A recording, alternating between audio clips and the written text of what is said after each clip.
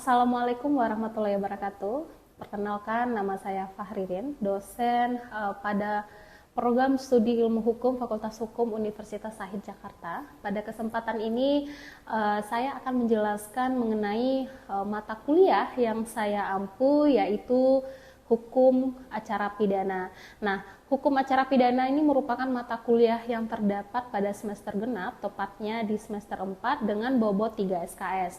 Nah, adapun capaian pembelajaran mata kuliah hukum acara pidana ini adalah yang pertama, mahasiswa mampu menjelaskan prinsip, asas, dan teori dalam hukum acara pidana. Yang kedua, mahasiswa mampu merumuskan masalah dalam hal yang berkaitan dengan hukum acara pidana. Kemudian yang ketiga, mahasiswa mampu menjelaskan berbagai pengertian yang berhubungan dengan mata kuliah hukum acara pidana.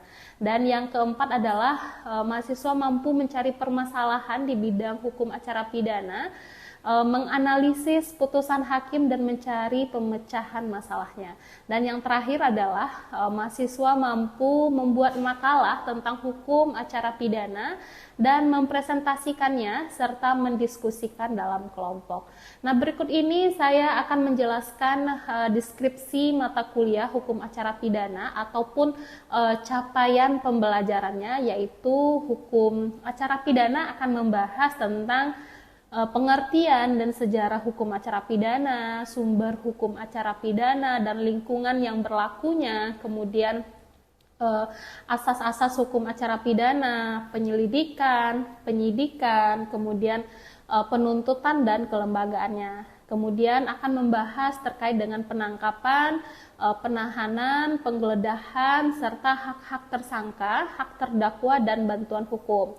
Kemudian akan membahas kewenangan mengadili dan koneksitas, membahas tentang proses pemeriksaan perkara di pengadilan, serta membuat dakwaan dan eksepsi, juga membahas tentang pemeriksaan saksi dan saksi di persidangan, serta ganti kerugian dan rehabilitasi, serta membahas eksekusi putusan dan grasi pengampunan dan upaya hukum dalam perkara pidana. Untuk sistem pembelajaran yang dilakukan di Universitas Shahid menggunakan sistem hybrid, yaitu kombinasi antara perkuliahan secara luring maupun secara daring. Nah, untuk kegiatan perkuliahan yang dilaksanakan secara daring menggunakan media pendukung berupa Edlink yang terintegrasi ke SIAKAD Universitas Shahid. Metode pengumpulan tugas dan interaksi dalam pengiriman materi pembelajaran juga menggunakan fitur menu yang ada terdapat di Edlink. Hal tersebut tentu untuk mendukung konsep paperless dalam kegiatan penugasan. Nah, saya akan memberikan instruksi mengenai perkuliahan dan penugasan melalui Edlink. Mekanisme pengumpulan tugas dikumpulkan di Edlink yang kemudian nilai akhirnya dapat diekspor ke SIAKAD. Nah, penugasan yang diberikan diantaranya adalah berbentuk tugas individu maupun tugas kelompok. Nah, adapun jenis tugas yang dikerjakan oleh mahasiswa adalah dalam bentuk luaran nyata yang merupakan bagian dari hukum acara pidana. Diantaranya adalah mahasiswa menganalisa satu putusan hukum, kemudian berdiskusi di kelas dengan menyatakan argumen ataupun pendapatnya yang tentunya dikaitkan dengan undang-undang hukum acara pidana. Nah, untuk metode pembelajaran yang saya terapkan yaitu pertama adalah metode ceramah atau penyampaian materi, yang kedua adalah diskusi kelompok. Kemudian melalui metode ceramah ini diharapkan mahasiswa tentu dapat memahami dan mendapatkan pengetahuan mengenai materi yang dipelajari. Kemudian dalam metode diskusi kelompok, mahasiswa akan saya berikan tugas akhir dengan menganalisa putusan pengadilan yang bertentangan dengan undang-undang atau dasen-dasolennya itu tidak sejalan. Nah, masing-masing kelompok tentu akan mempresentasikan analisa putusan dan berdiskusi satu sama lain untuk memberikan umpan balik dalam upaya peningkatan pemahaman proses acara pidana. Metode ini tentu bertujuan untuk melatih kemampuan public speaking mahasiswa, critical thinking dalam meningkatkan kepercayaan diri saat berargumentasi dalam sesi diskusi. Nah, untuk mempermudah penyampaian materi, saya saya menyiapkan slide presentasi atau handout yang sesuai dengan RPS. Untuk sistem penilaian terbagi menjadi 3 komponen, yaitu presensi, penugasan, UTS, dan UAS. Hasil evaluasi pembelajaran yang saya infokan secara langsung melalui SIAKAT yang dapat diakses oleh masing-masing mahasiswa. Berikut ini dapat disaksikan rekaman video pembelajaran pada sesi pertemuan mata kuliah Hukum Acara Pidana yang dilakukan secara online dengan media Zoom meeting. Assalamualaikum warahmatullahi wabarakatuh. Selamat siang semuanya. Waalaikumsalam warahmatullahi wabarakatuh. Selamat siang, Bu. Waalaikumsalam siang Ibu. Selamat datang di semester 4, khususnya di mata kuliah Hukum Acara Pidana. Nah, ini adalah merupakan mata kuliah di semester 4, dan sebelumnya juga sudah dipelajari secara pengantar di semester 1, yaitu pengantar hukum Indonesia. Nah, pastikan ketika mengambil hukum acara pidana, hukum pidananya atau yang di semester 2 itu sudah lulus semua.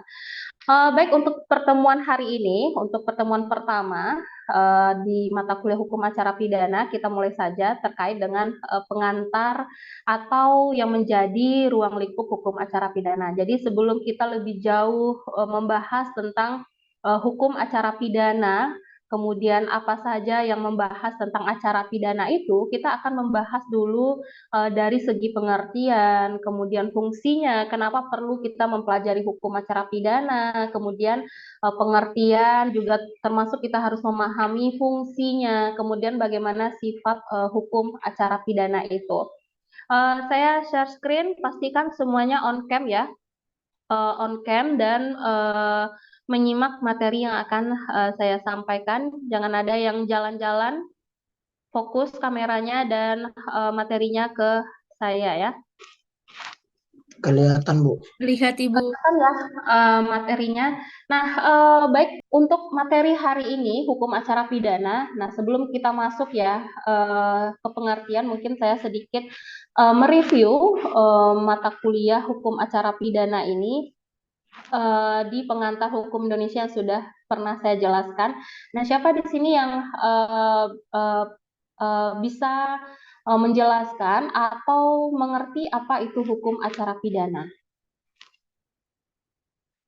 Ada yang tahu apa itu hukum acara pidana? Shalom, izin menjawab Ibu. Silakan, Shalom. Kalau hukum acara pidana itu sama aja kayak hukum pidana formil yang dimana itu hukum yang mengatur tata cara melaksanakan atau mempertahankan hukum pidana material tersebut, Bu. Terima kasih, Ibu. Oke, good ya. Nah, itu Shalom sudah memberikan gambaran atau secara sederhana apa yang disebut dengan hukum acara pidana. Nah, kalau kita lihat ya dari pengertiannya, nah ini adalah pembahasan yang akan kita bahas untuk hari ini. Ada pengertian, ada fungsi, ada sifat, dan ada sumber, serta ada asas-asas dalam hukum pembantu hukum acara pidana. Nah, ini pengertian. Tadi sudah dijelaskan atau sudah diberikan pendapat oleh Shalom terkait dengan pengertian hukum pidana. Nah, kita lihat dari salah satu pengertian ahli hukum pidana. Nah, kalau melihat pengertian hukum pidana, sebenarnya banyak ya sarjana atau Pak ahli hukum itu memberikan definisi tentang hukum acara pidana. Namun, pada intinya itu mengandung makna dan tujuan yang sama. Nah, salah satunya ada di sini adalah Prof. Mulyatno mengatakan bahwa hukum acara pidana itu adalah bagian dari keseluruhan hukum yang berlaku di suatu negara yang memberi dasar-dasar aturan-aturan yang menentukan dengan cara dan prosedur macam apa ancaman pidana yang ada pada suatu perbuatan pidana yang dapat dilaksanakan apabila ada sangkaan bahwa orang itu telah melakukan delik tersebut. Nah, kalau kita simpulkan atau kita pahami makna dari si Prof. Mulyatno ini mengatakan bahwa hukum acara pidana itu adalah bagian dari keseluruhan hukum yang berlaku di suatu negara, di mana memberikan dasar-dasar aturan, di sini menentukan cara dan prosedur macam apa. Nah, di sini yang menjadi kata kuncinya adalah bahwa Mulyatno ini memberikan pengertian cara dan prosedur.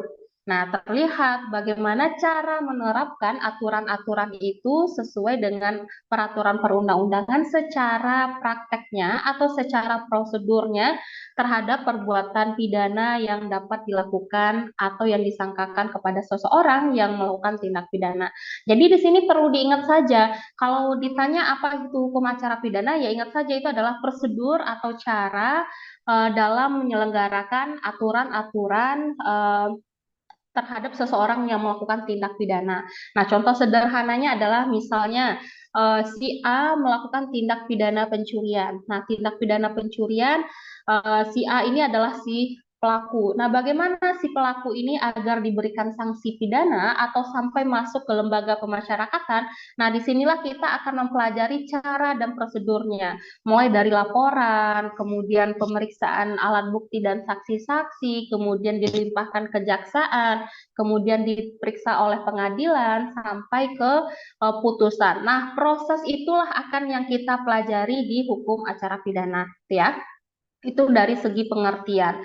Nah, kemudian kita lihat dari sifat hukum acara pidana.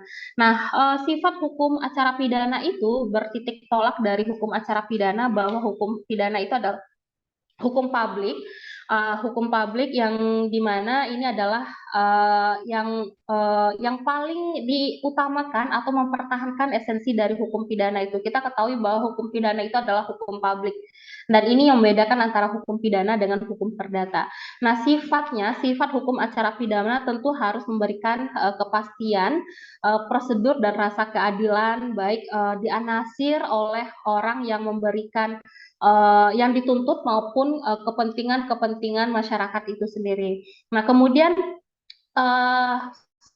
sifat hukum pidana ini sebenarnya ada dua dari hukum acara pidana. Yang pertama tentu adalah bahwa hukum pidana itu melindungi kepentingan-kepentingan masyarakat, kemudian juga melindungi kepentingan yang dituntut. Jadi bukan hanya sekedar untuk dalam artian memberikan efek jera kepada pelaku, tentu juga memberikan manfaat kepada si pelakunya. Nah, kalau kita lihat dari kepentingan masyarakat itu sendiri dalam artian bahwa kepentingan masyarakat harus dilindungi, di mana hal ini merupakan sifat acara hukum pidana, bagian dari hukum publik atau public law yang bertugas melindungi kepentingan masyarakat, kemudian tindakan tegas dari seseorang yang melanggar suatu aturan hukum pidana sesuai dengan kadar kesalahannya atau equality of law-nya, yang mana tindakan tegas yang dimaksudkan itu sebagai sarana guna keamanan,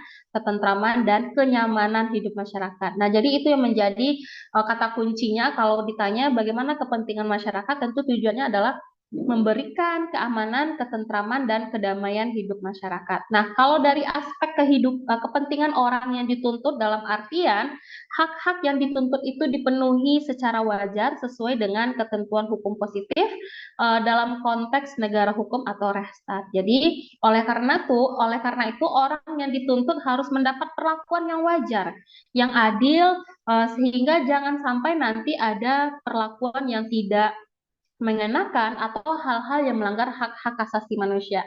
Nah, ketika seseorang dihukum secara pidana atau dijadikan sebagai tersangka, bukan berarti semua hak-hak sebagai manusianya atau hak asasi manusianya itu akan hilang, tetapi tetap juga menjaga hak-hak asasi yang sudah diatur oleh undang-undang.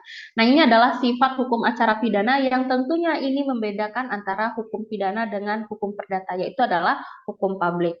Nah, selanjutnya adalah fungsi hukum pidana atau fungsi hukum acara pidana. Kalau kita lihat apa yang menjadi fungsi hukum acara pidana ini, nah di sini ada 3 yang menjadi fungsi hukum pidana. Menurut Mulyatno itu mengatakan bahwa dari definisi hukum acara pidana itu sudah menambahkan fungsi hukum acara pidana tentu adalah melaksanakan ketentuan-ketentuan hukum pidana yang sehubungan dengan fungsi hukum acara pidana itu ada 3 pokok. Yang pertama adalah tentu mencari dan menemukan kebenaran.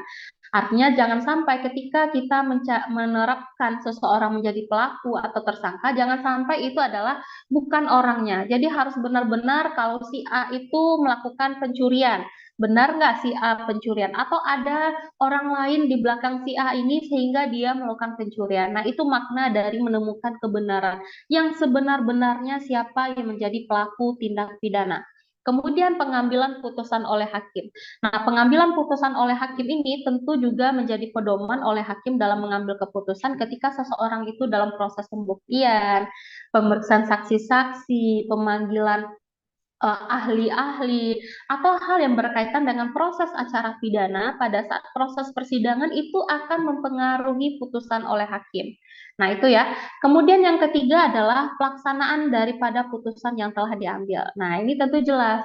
Ketika seseorang menjadi tersangka, kemudian sudah sampai ke ranah pengadilan, maka dia akan diputus oleh hakim. Nah, putusan tersebutlah nanti akan mempengaruhi, akan menentukan seseorang tersebut dipidana berapa tahun, apakah dia dibebaskan, dilepaskan, atau dia dihukum penjara 7 tahun, 2 tahun. Nah, itu adalah fungsi dari hukum acara pidana.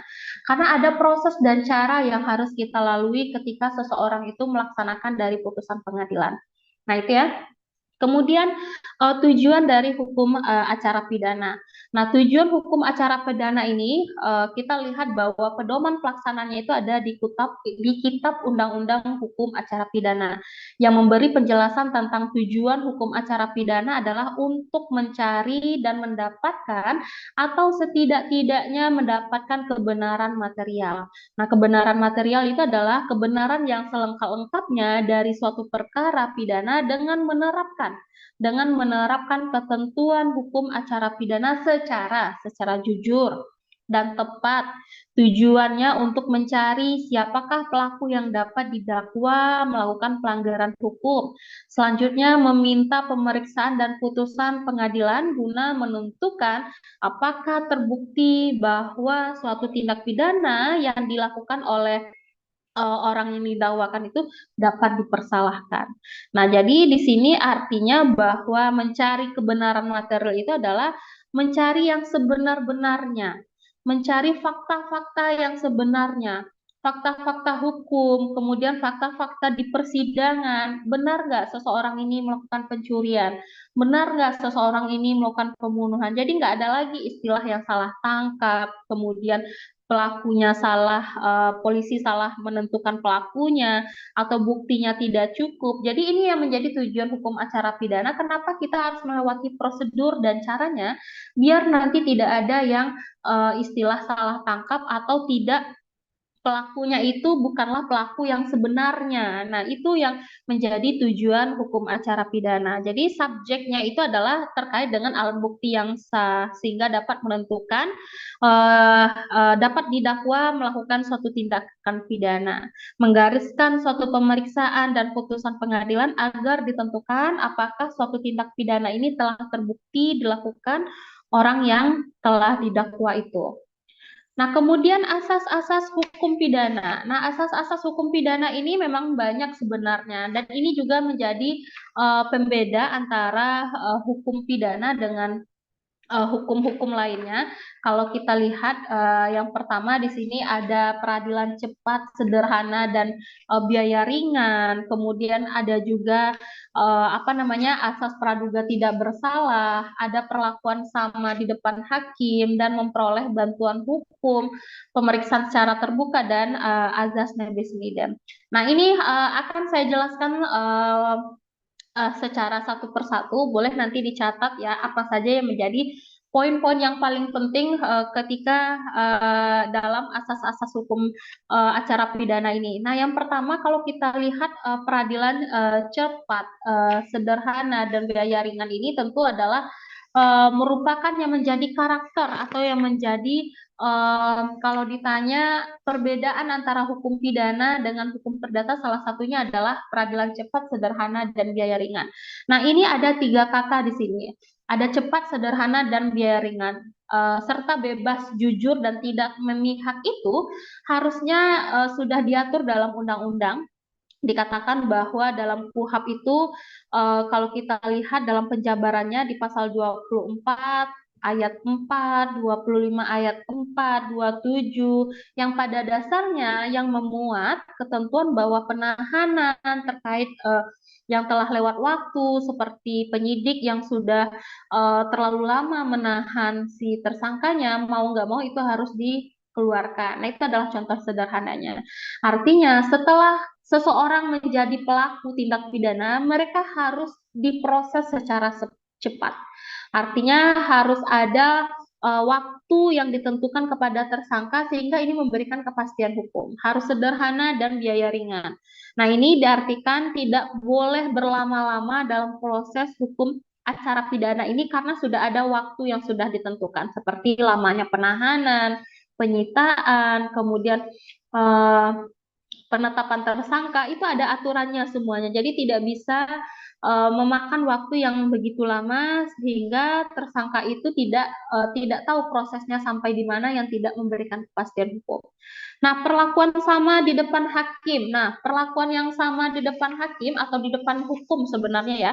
Asas perlakuan yang sama di depan hukum ini sebenarnya di dalam KUHP di butir 3A dan pasal 5 itu dikatakan bahwa pengadilan itu menurut hukum itu tidak boleh membeda-bedakan orang. Nah, asas ini merupakan manifestasi dari negara hukum sehingga harus ada perlakuan yang sama bagi setiap orang yang di depan hukum. Jadi dapat diartikan memberikan perlindungan yang sama di depan hukum tanpa membeda-bedakan seseorang itu. Baik dia pejabat yang jadi tersangka maupun orang yang tidak punya pekerjaan ataupun orang-orang yang punya jabatan tinggi, itu tidak ada perbedaan. Semuanya di hadapan hukum itu sama. Jadi tidak dibeda-bedakan.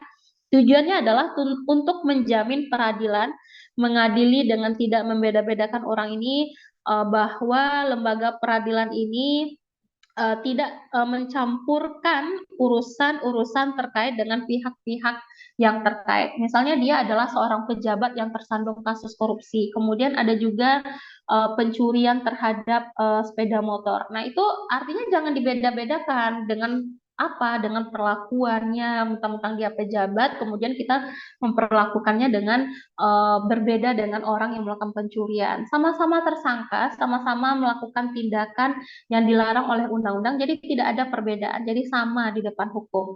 Nah, memperoleh bantuan hukum. Nah, memperoleh bantuan hukum ini artinya setiap tersangka itu wajib didampingi oleh penasihat hukumnya. Nah, itu juga sudah diatur oleh undang-undang di KUHP di butir 3 menyebutkan bahwa setiap orang tersangkut perkara wajib diberi kesempatan untuk memperoleh bantuan hukum yang semata-mata diberikan untuk melaksanakan kepentingan pembelaan atas dirinya. Nah, kemudian ada juga pemeriksaan secara terbuka. Nah, pemeriksaan secara terbuka ini juga merupakan yang menjadi asas-asas dalam hukum pidana. Nah, nanti kalau ke persidangan itu akan diperlihatkan bahwa bahwa persidangan ini terbuka dan dibuka untuk umum. Nah, artinya masyarakat umum atau orang umum atau kita sendiri dapat melihat secara langsung bagaimana proses acara pidana itu berlangsung dan dapat berjalan dengan semestinya. Kemudian azas nebisin idem. Nah, azas nebisin idem ini artinya adalah bahwa seseorang itu tidak dapat dituntut dan didakwa dengan kasus yang sama. Nah, itu ya. Nanti kita akan masuk ke contoh-contohnya lebih lanjut, atau kita lihat akan membandingkan bagaimana praktek-praktek antara teori dengan prakteknya, apakah sama atau ada yang bertentangan antara undang-undang yang lain dengan yang satunya. Nah, kemudian ilmu pembantu. Nah, ini adalah materi terakhir kita dalam ilmu pembantu hukum pidana, bahwa ternyata hukum pidana itu tidak berdiri sendiri, ada ilmu-ilmu pembantu yang dibutuhkan dalam memproses hukum acara pidana itu. Kalau kita lihat di sini ada ilmu psikologi dan psikiatri, ya.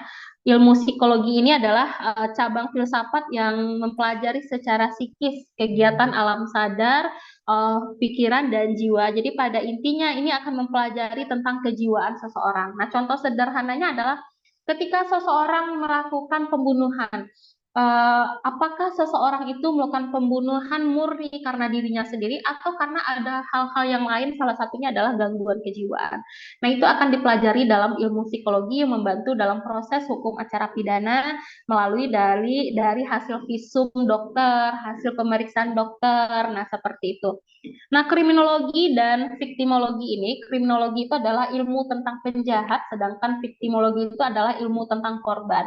Nah, di sini dalam proses hukum acara pidana akan mempelajari apakah yang menjadi faktor penyebab si pelaku itu melakukan kejahatan. Apakah karena ada faktor dari ekonomi kah, faktor lingkungan kah, atau ada faktor-faktor lain. Jadi dari sisi pelakunya.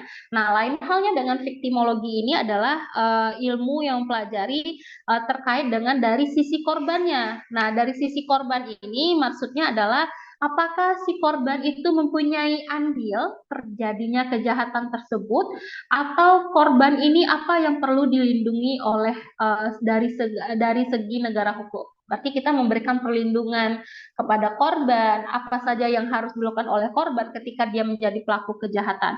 Kemudian balistika ini sebenarnya adalah terkait dengan senjata api. Senjata api ini adalah ketika dia melakukan kejahatan, bisa saja dia menggunakan media senjata atau yang digunakan itu adalah senapan. Nah, di sini dia akan mempelajari jenis senjata apa yang dipakai, kemudian apakah dia membeli senjata itu dari luar atau ada proses yang ditempuh dengan cara ilegal untuk mendapatkan senjata itu. Nah, itu adalah balistika.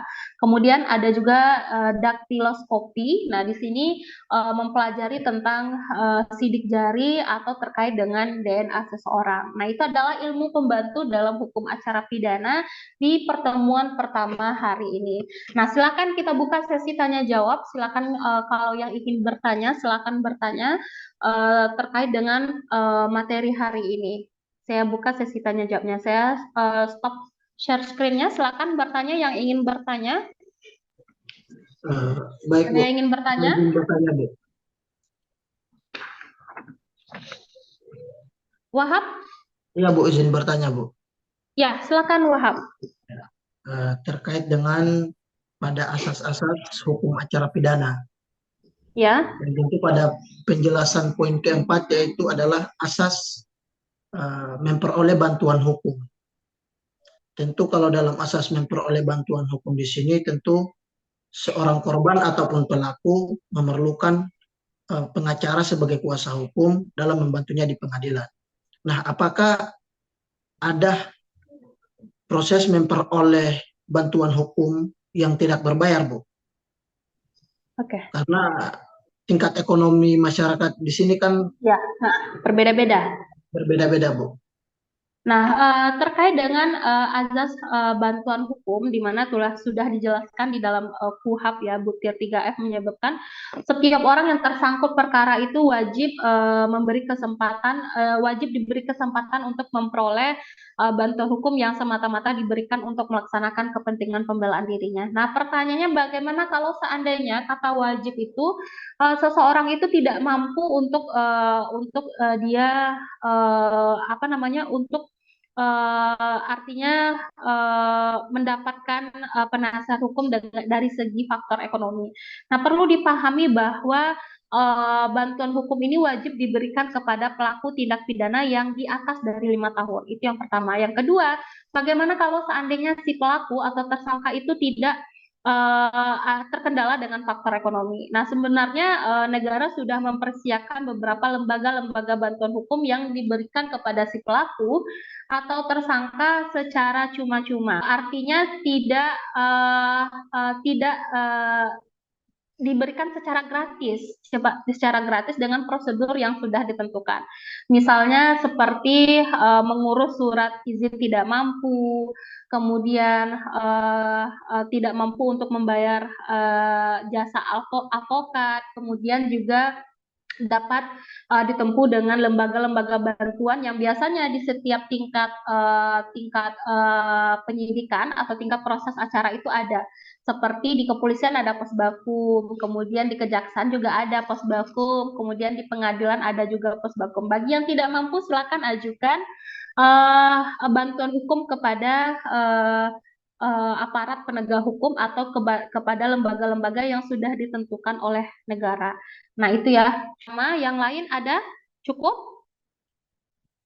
Terima kasih. Saya akhiri. Assalamualaikum warahmatullahi wabarakatuh. Semoga dapat memberikan gambaran mengenai kegiatan pada bidang pendidikan dan pengajaran sebagai dosen di program Ilmu Hukum Mata Kuliah Hukum Acara Pidana. Saya Fahririn, pamit undur diri. Semoga video ini bermanfaat.